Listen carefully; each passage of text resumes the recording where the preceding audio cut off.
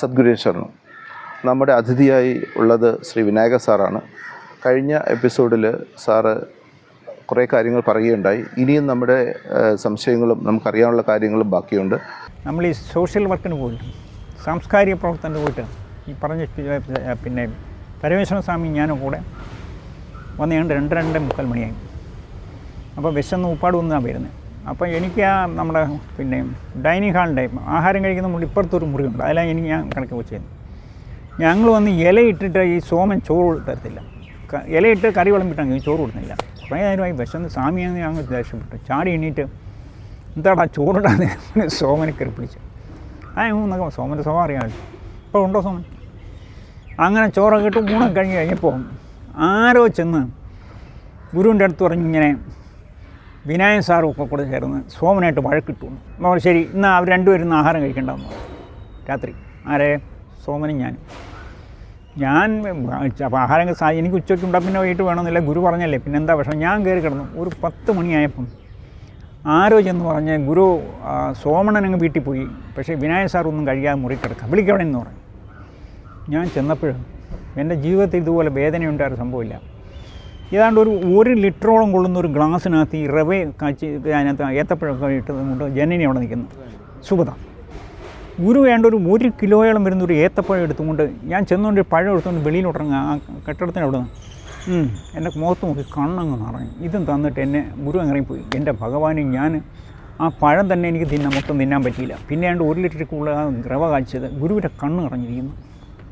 അപ്പോൾ ആരാണ്ടിന്ന് ഞാൻ ആഹാരം കഴിച്ചില്ല എന്ന് പറഞ്ഞപ്പോഴേ ഗുരുവിൻ്റെ സഹായിക്കാം. എനിക്ക് ആ മുഖം ഇപ്പോഴും ഞാൻ ഓർക്കുക. അത് ഓർക്കുമ്പോൾ സങ്കടം വരും.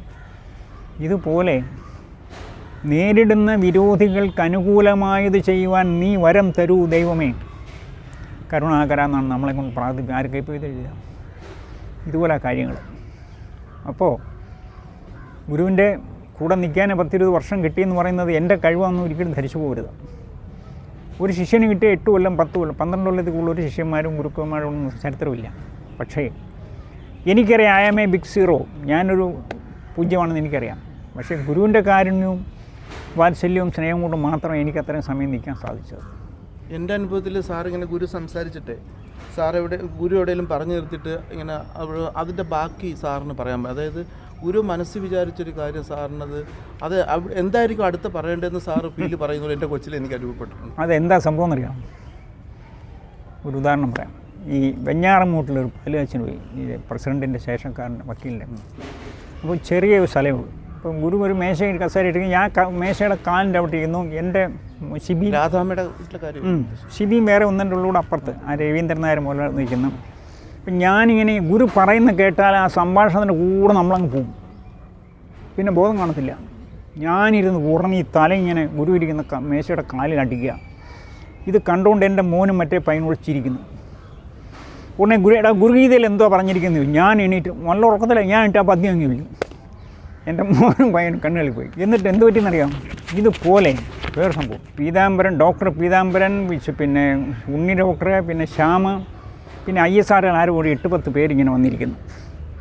അപ്പോൾ ഈ മനുപരമ്പരയിൽ ഒരു തെറ്റുപറ്റിയ സംഭവം ഉണ്ടല്ലോ, ഇതിന് അക്ഷരം പിന്നെ ആമ്പാടി കൃഷ്ണനുള്ള ഒക്കെ ഇരിപ്പുണ്ട്. സതീശനുണ്ടായിരുന്നു.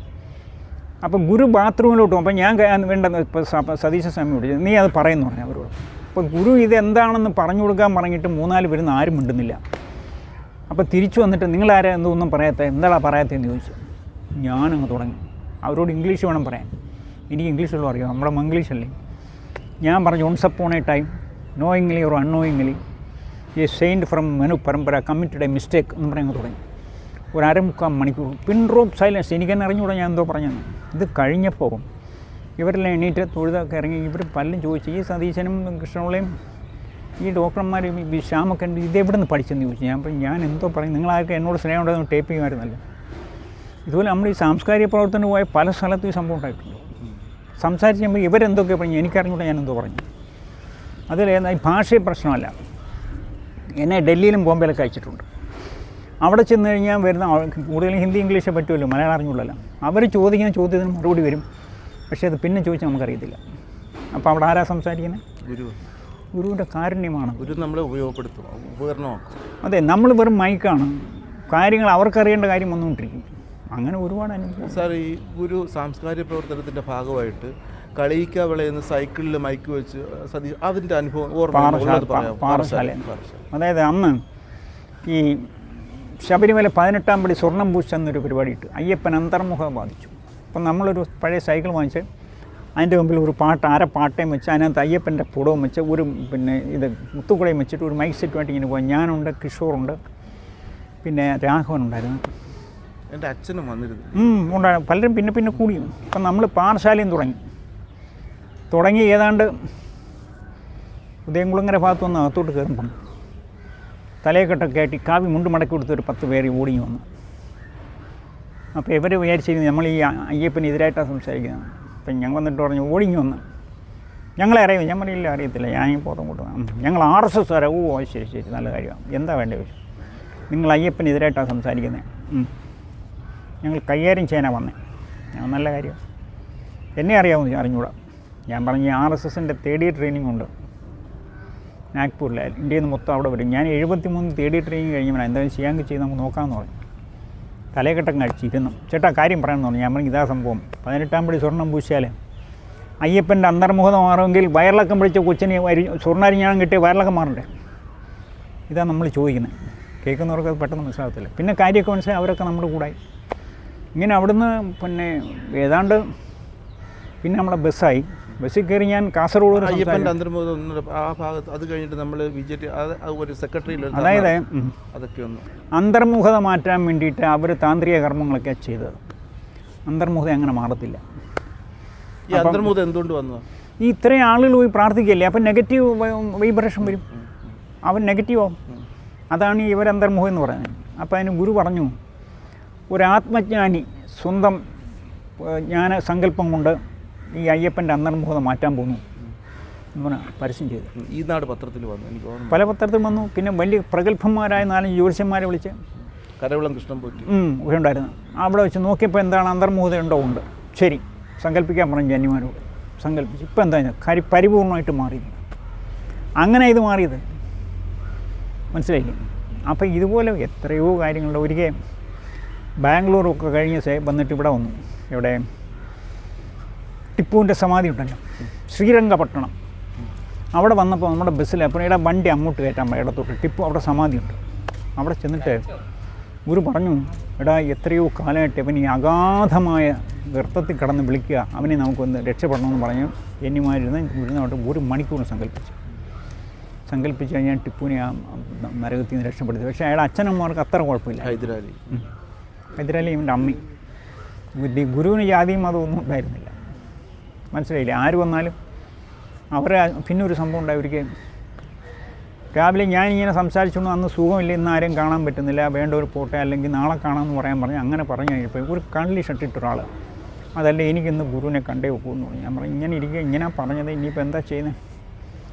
ശരി, അയാൾ ആഹാരം കഴിച്ചോന്ന് എനിക്ക് സംശയമുണ്ട്. പെട്ടെന്ന് എന്നെ വിളിപ്പിച്ച് എടാ ഇങ്ങനെ ഒരു കള്ളി ഷട്ടിട്ട് കൊടുത്ത് അങ്ങ് ഇറങ്ങിപ്പോയിട്ടുണ്ട്, പോയി നോക്കി. ഞാൻ പൂലന്തറ വരെ പോയി കൊണ്ടുവന്ന് ഗുരുവിൻ്റെ അടുത്ത് ഇരുത്തി. ഗുരുവിനെ പുറകിൽ നിന്ന് പിടിച്ചേക്കാം, ഇരിക്കാൻ വയ്യ. 1-2 മണിക്കൂർ സംസാരിച്ചു. ഇടയ്ക്ക് സംസാരം സ്റ്റോപ്പ് ചെയ്യാൻ വേണ്ടി ഞാനിങ്ങനെ ഇടയ്ക്ക് കയറാൻ നോക്കി. ഗുരു എന്നെ സംസാരിച്ചു. ഇതും കഴിഞ്ഞ് വിട്ടിട്ട് ആഹാരം കഴിച്ചിട്ട് പോകാൻ സമാധാനമായിട്ട് പോയി. ഭസ്മം കൊടുത്ത് ഇയാൾ പോയി കഴിഞ്ഞപ്പോൾ പറഞ്ഞിടാ എനിക്ക് വയ്യായിരുന്നു, സംസാരിക്കാൻ വയ്യായിരുന്നു, ഞാൻ സംസാരിച്ചത് നിനക്ക് വിഷമമുണ്ട്, എനിക്കതറിയാം. പക്ഷേ അവനെ നമ്മൾ വിളിക്കാതെ വിടുന്ന അവൻ ഇന്ന് ആത്മഹത്യ ചെയ്യുമായിരുന്നു, അതുകൊണ്ടാണ് ഞാൻ വിളിപ്പിച്ചതെന്ന് പറഞ്ഞു. എന്ത് ചെയ്യാൻ നോക്കും? സാർ വേറെ കാര്യം ചോദിച്ചിട്ട് സാറുമായിട്ട് ബന്ധപ്പെട്ട, അതായത് ഗുരുവിൻ്റെ ഒരു ജന്മം പാലക്കാട് നമ്മുടെ ഗോപാൽ സാറിൻ്റെ വീടിൻ്റെ അവിടെ താമസിച്ച ഒരു ഗുരുവിൻ്റെ ശിഷ്യനെ, വേറൊരു ഗുരു ശിഷ്യനായിട്ട് താമസിച്ചത് അവിടെ വെച്ചിട്ട് അവിടെ ഗുരു സന്യാസത്തിന് ഏൽപ്പിച്ചിട്ട് പോകുന്നൊരു കാര്യമൊക്കെ പറഞ്ഞ് കേട്ടിട്ടുണ്ടാവില്ല? ഞാൻ അങ്ങനെ കേട്ടിരിക്കുന്നു. എനിക്ക് ഡീറ്റെയിൽസ് ഗുരു പാലക്കാട് ഹോസ്പിറ്റലിൽ ഉദ്ഘാടനം കഴിഞ്ഞ് അപ്പുറത്തെ ഇതുണ്ടായിരുന്നല്ലോ, പർണശാല ചെയ്തല്ലോ ഗോപാൽ സാറിൻ്റെ കുടുംബ വീട്ടിൽ, അതിൻ്റെ ഉദ്ഘാടനം വിഷു 1-ന് ഗുരു സംസാരിച്ചതാണ്. അപ്പോൾ അവിടുന്ന് സംസാരിച്ചു. അപ്പോൾ ഗുരു പറഞ്ഞു അങ്ങനെ ഗുരു അന്നത്തെ അയൽക്കാർ തന്നെയാണ് ഗോപാൽ സാറിൻ്റെ ഈ ജന്മത്തിലെ അയൽക്കാർ. അല്ല, അതിന് ഗുരു അത് പറഞ്ഞിട്ടുണ്ട്. എങ്ങനെയാണെന്നറിയാമോ? എന്നെ കാണാൻ പലരും വരും, അവരെക്കുറിച്ചൊക്കെ നിങ്ങൾ അവർ പുതിയ ആളെ ബന്ധമില്ലാത്തവൻ വിചാരിക്കരുത്. ഏതെങ്കിലും ജന്മങ്ങളിൽ എന്നോട് ബന്ധപ്പെടാത്ത ഒരൊറ്റ വ്യക്തിയും എന്നെ കാണാൻ ഈ ജന്മത്ത് വരത്തില്ല, സാധിക്കത്തുമില്ല. അപ്പോൾ ഈ വരുന്നവരെല്ലാം നിങ്ങൾ ആ രീതിയിൽ കണ്ടു വേണം അവരോട് പെരുമാറാമെന്ന് പല പ്രാവശ്യം പറഞ്ഞു. ഞാനൊരു ജന്മത്ത് ഈ പോത്തങ്കോട് നമ്മുടെ ഫ്രണ്ടിൽ ആ വണ്ടി കിടുന്നില്ലേ, അവിടെ ഗുരു ഒരു ഷെഡ് കെട്ടിയിരിക്കുക. ഇപ്പോഴത്തേക്കാൾ കുറച്ചുകൂടെ ശരീരമുണ്ട്, മുഖം വിളിച്ചാണ്, ചെറിയ മുള്ളും താടിയുണ്ട്. അന്ന് ഞാനൊരു വീട് വെച്ചിരുന്ന താഴെ കരണവകാശം ഉണ്ടായിരുന്നു, അവിടെ ഞാനന്ന് താമസിക്കുന്നത്. അപ്പോൾ ഈ പാറയുടെ അതിൽ കൂടെ അങ്ങോട്ടൊരു ഒരു ചെറിയ തോടല്ല, ഒരു 6 ദിവസം ഓടുന്നുണ്ട്. അവിടെ ആനകളൊക്കെ എടുത്ത് കുളിക്കുന്ന ആ വെള്ളത്തിൽ.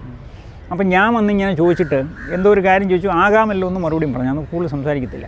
അങ്ങനെ ഒരു ചെയ്യുമ്പോൾ ഞാൻ മകനായിരുന്നു എന്നുള്ള ഞാൻ കണ്ടിട്ടുണ്ട്. അങ്ങനെ ഒരുപാട് അനുഭവം. അപ്പോൾ ആ സമയത്ത് ഗുരുവിൻ്റെ ഗുരുവിന് വേറെ ശിഷ്യനും ഗുരുവും പിന്നെ ഗുരുവിൻ്റെ മകളും ഉണ്ടായിരുന്നു. ഈ ഗുരു അവധൂതിന് പോയ സമയത്ത് ഈ ഗുരുവിൻ്റെ മകളെയും ഈ ആശ്രമവും ഗുരുവിനെയും മറ്റേ ശിഷ്യനെ ഏൽപ്പിച്ചിട്ടാണ് പോയത്. പക്ഷേ കുറേ ആൾ കഴിഞ്ഞപ്പോഴത്തേക്കും ഗുരു വരാൻ ഒത്തിരി നാൾ താമസിച്ചിട്ടും നമ്മുടെ ഗുരുവല്ല, മറ്റേ ആചാര്യൻ വരുന്നില്ല. അങ്ങനെ ഗുരു അപ്പോൾ ഈ മറ്റേ ശിഷ്യൻ എന്താണെന്ന് വെച്ചാൽ ഈ മകളെ ആയിട്ട് പ്രേമത്തിലായിട്ട് ഈ മകളെ വിളിച്ചുകൊണ്ട് പോയി. ഗുരു ഒറ്റയ്ക്കായി. ഗുരു ഒറ്റയ്ക്ക് കുറേ നാളൊക്കെ വിളക്ക് കത്തിച്ചു. പിന്നെ ഗുരുവിന് ഒരു നിരാശ പോലെ വന്നിട്ട് ഗുരുവും ഒരു വല്ലാത്തൊരു വിളക്കൊന്ന് അവർ ഈ ഗുരു നമ്മുടെ ഗുരുവിൻ്റെ ഗുരു തിരിച്ചു വന്നപ്പം അവിടെ വിളക്കൊന്നും കത്തിക്കാഞ്ഞ് കണ്ട് ഗുരുവിനൊരു ശാപം എന്തോ ഒരു ഗുരുവിനോട് എന്തോ ഒരു പറഞ്ഞു. അതിൻ്റെ ഫലമായിട്ട് ഗുരു പറഞ്ഞു ഈ ജന്മത്തിൽ എനിക്ക് അങ്ങനെ ഒരു അതായത് മാനസികമായിട്ടൊരു ഇത്. അപ്പോൾ അങ്ങനെ ഒരു വന്നൊരു സമയത്ത് ഗുരു കാറെടുത്ത് പോയെന്നും സാറ് പിറകെ പോയി തിരിച്ച് ഈ നെയ്യാറ്റിൻകരയോ അവിടെ അങ്ങനെ ഒരു കാര്യം ഞാൻ കേട്ടിട്ടുണ്ട്. അത് പറയാവുന്നതാണോ? അതായത് ഈ പറഞ്ഞത് ഒരു ജന്മത്തെ ഗുരുവിൻ്റെ മകളായിരുന്നു എൻ്റെ ഭാര്യ ഗീത.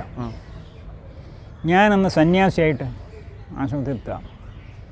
കുറച്ച് ദിവസം അവിടെ വന്നിട്ട് ഞങ്ങൾ രണ്ടും കൂടെ സ്ഥലം വിട്ടു. പിന്നെ 2 മക്കളതിന് ശേഷമാണ് ഗുരുവിൻ്റെ അടുത്ത് വരുന്നത്. അതേപോലെ എൻ്റെ രണ്ടാമത്തെ മോൻ അരുണൻ ജനിച്ചതിന് ശേഷമേ ഗുരുവിൻ്റെ അടുത്ത് വരാൻ പറ്റുള്ളൂ.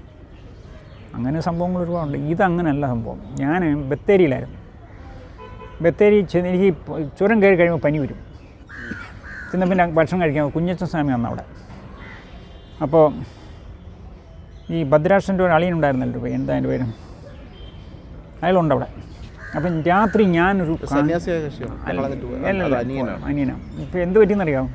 പേര് പറയാം, ജയശീലൻ. രാത്രി ഞാൻ കിടന്ന് ഉറങ്ങുമ്പോൾ ഗുരു ഇങ്ങനെ പുറമോട്ട് മറിഞ്ഞ് വീഴുന്നതായിട്ട് ഞാൻ കാണുക. ഞാൻ പെട്ടെന്ന് ചാടി എണ്ണീറ്റ് 2-3 മണിയായി. ഞാൻ പറഞ്ഞു സ്വാമി എനിക്കിപ്പം തന്നെ പോകണം. അപ്പം 4 മണിക്ക് 4:30 മണിക്കാണ് ഈ നമ്പ്യാറിൽ നിന്നൊരു ബസ്സുണ്ട്. അപ്പോൾ സ്വാമി പറഞ്ഞ് ആഹാരം പോലും കഴിക്കാൻ കിടക്കാം, സാറിന് ഞാൻ ഇന്ന് വിടത്തില്ല, ആഹാരമൊക്കെ കഴിച്ച് നേരെയായിട്ട് പോകാൻ. ഞാൻ പറഞ്ഞു അങ്ങനല്ല, പോയൊക്കെ പറഞ്ഞ് ഞാൻ എണീറ്റ് ഡ്രസ്സൊക്കെ എനിക്ക് ബാഗ് തൂക്കിക്കൊണ്ട് പോകാൻ വയ്യ. ഈ ആളും കൂടെ വന്ന് എൻ്റെ കൂടെ ബാഗായിട്ട് വന്ന് എന്നെ ബസ് കയറ്റി വിട്ടു. അന്ന് ഞാൻ താമസിക്കുന്നത് കുമാരപുരത്താണ്. അന്ന് എൻ്റെ മരണം കൊച്ചാണ്. എനിക്ക് നടക്കാനൊന്നും വയ്യ, കൈയും കാലൊക്കെ ഭയങ്കര വേദന. അവിടെ വന്ന് വെള്ളം ചൂടാക്കാൻ പറഞ്ഞ് ചൂടാക്കി കുളിച്ച് ഇറങ്ങി ഒരു ബസ് കിട്ടി. അതിൽ പോത്തങ്കോട്ട് ഇറങ്ങി അവിടെ നിന്നൊരു കാറും വിളിച്ച് ആശ്രമത്തിന് മുമ്പിലേക്ക് വന്നപ്പോൾ ആ മാമിൻ്റെ കുട്ടി വന്നേ ഉള്ളൂ. ഗുരു ഉടനെ ആശ്രമത്തിൽ ഇങ്ങനെ ഇറങ്ങി വരിക. 2ാം മുണ്ടില്ല, മുണ്ട് മാത്രമേ ഉള്ളൂ. അപ്പോൾ കൂടെ എല്ലാവരും ഉണ്ട്. അപ്പോൾ സത്പ്രഭസ്വാമി എന്നോട് ഇങ്ങനെ കാണിച്ചു. എനിക്ക് മനസ്സിലായില്ല. ഞാൻ ഇറങ്ങിയിടാ, കാർ വിടണ്ട, നിർത്താൻ പറഞ്ഞു ഗുരു. കാർ അവിടെ വന്ന് അബു കൊണ്ടുപോയി വന്ന് കയറാൻ ഗുരു കയറി. ഒന്നും അറിഞ്ഞുകൂടാ, ആരും ഒന്നും മിണ്ടുന്നില്ല. സ്വാമി മുമ്പിൽ ഇരിക്കുന്ന ഞാൻ ഗുരുവിൻ്റെ കൂടെ പുറകെ 2 പേരും മുമ്പിലാണ്. പൂലന്തറ ചെന്നപ്പം സ്വാമിയോട് പറഞ്ഞ് ഇറങ്ങാൻ, സതീശ ഇറങ്ങടാന്ന് പറഞ്ഞു. ഇറങ്ങി. പിന്നെ ഞാനും ആ പോയിട്ട് പോയി. അപ്പം എനിക്കൊന്നും മനസ്സിലാവുന്നു സ്വാമി ആയിട്ടില്ലെന്ന് ഇല്ലില്ല. ഞാൻ വിചാരിച്ചെന്ന നമ്മുടെ തങ്കയൻ സാറിൻ്റെ വീട്ടിൽ പോകാമെന്ന് തോന്നിയിട്ട് ഞാൻ ചോദിച്ചാൽ ഗുരു തങ്കയൻ സാറിൻ്റെ വീട്ടിൽ പോലും ഞാൻ ആരെയും വീട്ടിൽ പോകാനല്ല വണ്ടി പോട്ടെന്ന്. പിന്നെ എനിക്ക് ഒരു പിടിയില്ലാതെ തമ്പാനു ചെന്നപ്പോൾ അബുവിനോട് പറഞ്ഞ് വണ്ടി ആയിട്ട് പൊക്കോളാൻ പറഞ്ഞു. അപ്പോൾ എൻ്റെ ഞാൻ പിന്നെ ബത്തേരി പോയിട്ട് 100 രൂപയ്ക്ക് അടുത്തേ ഉള്ളൂ എൻ്റെ. അന്ന് കാറിനൊക്കെ പൈസ കുറവാണ്. അതും കൊടുത്ത് അബു അങ്ങ് പോയി. അപ്പോൾ ഓർത്തില്ല, ഒരു മുണ്ട് മാത്രമേ ഉള്ളൂ. ഞാൻ ചോദിച്ചു ഗുരു എന്ന് കന്യാകുമാരിക്ക് വണ്ടി ഉണ്ടോ നോക്കാൻ പറഞ്ഞു. ഉടനെ നമുക്കിപ്പോൾ ഒരു വണ്ടി ഇടന്ന് അതിനകത്ത് 2 സീറ്റുണ്ടായിരുന്നു, അതിൽ കയറി. അപ്പോൾ എൻ്റെ ഒരു കൊച്ചു ബാഗ് മാത്രമേ ഉള്ളൂ. അപ്പോൾ ഈ ഗുരു ഇങ്ങനെ ഇരുന്ന് ഉറങ്ങി തലയങ്ങ് സൈഡിൽ അടിക്കുകയാണ്. എനിക്ക് കൈയും കാലം മുഖാൻ അത്ര വേദന. ഞാൻ ഈ ചെറിയ ബാഗ് കൊണ്ട് ഇങ്ങനെ തല തട്ടാതെ പിടിച്ചുകൊണ്ടിരുന്നു. അപ്പോൾ കന്യാകുമാരി പോയപ്പോൾ അവിടെ വിവേകാനന്ദ കേന്ദ്രത്തിൽ നമ്മുടെ ആളിൽ പരിചയമുള്ളവരൊക്കെ ഉണ്ടായിരുന്നു. ഞാൻ ഇവിടെ ഇറങ്ങിയാലും അന്ന് ഇറങ്ങാമെന്ന് പറഞ്ഞു. സമാധാനമായി. അവിടെ ഇറങ്ങി നടന്ന് അകത്തോട്ട് പോയി ക്യാൻറ്റീനിലോട്ട് കയറി. അപ്പോൾ 2-3 മണിയായി. ക്യാൻറ്റീനിൽ കയറി ഞാൻ ഈ വരുന്നുണ്ടെങ്കിൽ മാനേജർ ഓടി ഇറങ്ങി വന്നു. ഞാൻ പറഞ്ഞു വെള്ളം കൊണ്ട് കുറച്ച് ഇലയിടാൻ പറഞ്ഞു. ഇലയിട്ട് 2 ചന്ദനത്തിരി കൊണ്ടുവരാൻ പറഞ്ഞു. കത്തിച്ച് വെച്ച് ഞാൻ അവിടെ മാറി നിന്ന് ഗുരു ഭക്ഷണം കഴിച്ചിട്ട് ഞാൻ അതിനകത്ത് ഊണ് കഴിച്ചു. അപ്പോൾ ചോദിച്ചു അപ്പാ വാ എന്ന് ചോദിച്ചാൽ നമ്മൾ തന്നെ എന്ന് പറയും. അതും കഴിഞ്ഞ് ഇറങ്ങി. അപ്പോൾ വളരെ ശാന്തമായി. പിന്നെ ഒരു മുറി കിട്ടണ്ടേ, അപ്പം മുറി സംഘടിപ്പിച്ചു. എവിടെയായിരുന്നു? ഇതിൻ്റെ വിവേകാനന്ദ കേന്ദ്രത്തിനകത്ത്. അപ്പോൾ കൂടെ നിർത്തിയിട്ട് പോകാൻ ആളില്ല, കയ്യിൽ ആവശ്യത്തിന് പൈസയില്ല, രണ്ടാം മുണ്ട് വേണം, കൗവീനം വേണം, ഇതൊക്കെ വേണ്ട. പിന്നെ ഈ തലക്കിങ്ങൊരു പെരുപ്പ് വരും, ഹോമിയോ മരുന്ന് വേണം. ഞാനാകെ വിഷമിച്ച് എന്ത് ചെയ്യാനൊക്കും. എന്തായാലും ഒരു പയ്യനെ കണ്ടുപിടിച്ച് കൂടെ നിർത്തി ഞാൻ ഇറങ്ങിപ്പോയി. തുണിയെടുത്ത് കൗവീനം തയ്പ്പിച്ചു, ഇതെല്ലാം വാങ്ങിച്ച് റെഡിയായി കൊണ്ട് മുമ്പിക്കരിയായി, ഹോമിയോ മരുന്നായി, എല്ലാം ആയിട്ട് കൊണ്ടു. ഒരു കുറേ ശാന്തമായി. അങ്ങനെ ഇതൊക്കെ കഴിഞ്ഞ് കിടന്നുറങ്ങി. 3:30 മണിക്ക് എണീക്കും. 3:30 മണി. ഗുരു ഇങ്ങനെ കടലകടി, ഞാൻ തറയിൽ കിടക്കും. അപ്പോൾ ശബ്ദം ഉണ്ടാക്കത്തില്ല. അനങ്ങാതെ എണീറ്റ് ടോയ്ലറ്റ് പോകും. ഞാനപ്പോൾ എണീക്കും, എനിക്ക് വയ്യ. അങ്ങനെ ചൂടുവെള്ളമൊക്കെ സംഘടിപ്പിച്ച് കുളിയൊക്കെ കഴിഞ്ഞ് അപ്പോൾ ഇങ്ങനെ പിറ്റേന്ന് രാവിലെ ഇങ്ങനെ ഇറങ്ങി നടക്കും. അപ്പോൾ അത് 100 ഏക്കർ സ്ഥലമാണ്. ഈ ഓരോന്നും കാണുമ്പോൾ പറയും ഇത് ഇന്നതുപോലെ എങ്ങനെയിരിക്കും, ഇത് ഇന്നതുപോലെ എങ്ങനെയിരിക്കും ഇങ്ങനെ ചോദിക്കും. എനിക്കങ്ങ് വിഷമമായി. ഗുരു പറയുന്നത് മനസ്സിലാവുന്നു, പക്ഷേ ആ സമയത്ത് ഓർക്കണ്ടേ. അപ്പം ഞാൻ പ്രാർത്ഥിക്കുകയായിരുന്നു, ദൈവം ഈ പറയുന്ന കാര്യങ്ങൾ ആരെങ്കിലും ചോദിച്ചാൽ പറയാൻ എനിക്ക് സാധിക്കണമെന്ന് ഞാൻ പ്രാർത്ഥിക്കുകയാണ്. അങ്ങനെ അതും കഴിഞ്ഞ് 2-3 ദിവസം അവിടെ വന്നുള്ളൂ. അതിനിടയ്ക്ക് ഒരു ചെക്ക് ഉണ്ടായിരുന്നു അവിടുത്തെ, ആ ചെക്ക് മാറണം, കാശില്ല. ഞാനതും കൊണ്ട് എന്നോട് നീ പോത്തങ്കോട് പോയിട്ട് ആശ്രമത്തിൽ പോയിട്ട് ബസ് സ്റ്റാൻഡ് വരെ കൂടെ ഉണ്ടായിരുന്ന, പിന്നെ പെട്ടെന്ന് ആരോട് സംസാരിച്ചു കണ്ടില്ല എന്ന് പറയാൻ പറഞ്ഞു. ഞാനങ്ങനെ ഇപ്പോൾ പോത്തങ്കോട്ട് ഇറങ്ങി SBTയിലെ ചെക്കായിരുന്നു, അത് മാറി. ആശ്രമത്തിൽ ചെന്നപ്പോൾ എല്ലാവരും കൂടെ എന്നെയും കുളഞ്ഞു, ഗുരു എവിടെ എന്നായി. ഞാൻ പറയും ഗുരു എവിടെ നിങ്ങൾക്കല്ലേ അറിയാം, എനിക്കെങ്ങനെ അറിയാം. നിങ്ങൾ ഒരുമിച്ചല്ലേ പോയി. ഞാൻ പറയും ബസ് സ്റ്റാൻഡ് ചോദിച്ചാൽ എന്നെ സംസാരിച്ചൊന്നും കൊടുത്ത് പിന്നെ കണ്ടില്ല എന്ന് പറഞ്ഞു. പിന്നെ ആ പഴയ കരച്ചിലും വിളിച്ചിലൊക്കെ ആയി. ഒരു ബ്രീഫ് കേസ് നിറച്ച് ഗുരുവിൻ്റെ തുണിയൊക്കെ എടുത്തിരുന്നു. ഞാൻ അതും എടുത്തുകൊണ്ട് തിരിച്ചു. അപ്പോൾ എന്ത് പറ്റി, ഞങ്ങൾ ഇവിടെയല്ലേ താമസിക്കുന്നത്, കുമാരപുരത്ത്. അരുണം കൊച്ച നമ്മുടെ മോഹനും പാർട്ടിയെല്ലാം കൂടെ 5-6 പേരെ വീട്ടിൽ ചെന്നു. അല്ല ഈ നമ്മുടെ പോത്തങ്കോട് ചെന്നിട്ട് സാർ എവിടെയെന്ന് ചോദിച്ചു. എനിക്കറിയാം, നിങ്ങൾ പറയാം എവിടെ നിന്ന് വെച്ചാൽ എന്നെ ചോദിച്ചു. അപ്പോൾ പറഞ്ഞു ഗുരുവിനെ അടിച്ചുകൊണ്ട് പോയിരിക്കുക, എവിടെ എന്ന് നിങ്ങൾക്കറിയണം. അപ്പോൾ ഇവളങ്ങ് ചൂടായി ഭാര്യ. എൻ്റെ ഭർത്താവിനെയും കണ്ടില്ല, ഗുരുവിനെയും കണ്ടില്ല, നിങ്ങൾ സമാനം പറഞ്ഞിട്ട് പോയാൽ മതി എന്ന് പറയാം. പിന്നെ അവരും പോയി. ഞാൻ തിരിച്ച് കന്യാകുമാരിയിലെത്തി. ഗുരുവിനോട് വിശേഷമൊക്കെ പറഞ്ഞു. അടുത്ത ദിവസം പറഞ്ഞു, ഇവിടെ നമുക്ക് പോകണം, അവിടെ പിള്ളേർക്ക് പിന്നെ ആഹാരം കഴിക്കുന്നില്ല, എനിക്ക് ഇത് വരുന്നു, വോമിറ്റിങ് വരുന്നു, പിള്ളേർ ആഹാരം കഴിക്കാത്ത. അപ്പോൾ സാധ്യത തന്നെ ഇവരൊന്നും ഭക്ഷണം കഴിക്കുന്നില്ല. അങ്ങനെ നിന്നപ്പോൾ ഇദ്ദേഹത്തിനെ വരുത്തി, ആരെ സെക്രട്ടറി. അദ്ദേഹം വന്ന് കാര്യങ്ങളൊക്കെ സംസാരിച്ചു. അതെല്ലാം കഴിഞ്ഞ് തിരിച്ചു വന്ന് തങ്കൻ സാറിൻ്റെ അവിടെ കയറി എന്നാണ് ഓർമ്മ. കയറി തിരിച്ച് ആശ്രമത്തിൽ വന്നിട്ട് പിന്നെ അങ്ങനെ ഉണ്ടായി. പിന്നൊരു ദിവസം ഞാൻ പറഞ്ഞു, ഗുരു എനിക്ക് നടക്കാൻ വയ്യായിരുന്നു, ശരീരവേദന സഹിക്കാൻ വയ്യ, കൈ കാശില്ല, പരിചയമുള്ള ഒരാളില്ലാത്തൊരു സമയത്തിലാണ് ഗുരുവിന് സേവനം ചെയ്യാൻ എനിക്കൊരു അവസരം തന്നത്. അതായത് ഒരു മറുപടി പറയാം, കൈ കാശുള്ളപ്പോൾ അതിൻ്റെ കയ്യിൽ നിൽക്കും, സഹായിക്കാൻ ആളുണ്ടെങ്കിൽ അത് ചിന്തയായിരിക്കും. ഇതൊന്നും നിവർത്തിയില്ലാത്തൊരു സമയത്തെ നമുക്ക് എന്തെങ്കിലും ചെയ്യാൻ സന്ദർഭം കിട്ടുമ്പോൾ അതിൻ്റെ ആത്മാർത്ഥത നമുക്ക് മനസ്സിലാവും. അങ്ങനെയുണ്ടോ? ഇതുപോലെ ഓരോ കാര്യങ്ങളും ഇങ്ങനെ പറഞ്ഞു തന്നിട്ടുണ്ട്. സദ്ഗുരു ശരണം. ഇത്രയും കാര്യങ്ങളോടുകൂടി ഈ എപ്പിസോഡ് വൈൻഡ് ചെയ്യുകയാണ്. ബാക്കി കാര്യങ്ങൾ അടുത്ത എപ്പിസോഡിൽ നമുക്ക് ചോദിച്ച് മനസ്സിലാക്കാം. അടുത്ത ഒരു എപ്പിസോഡിൽ കാണുന്നവരെ സദ്ഗുരു ശരണം.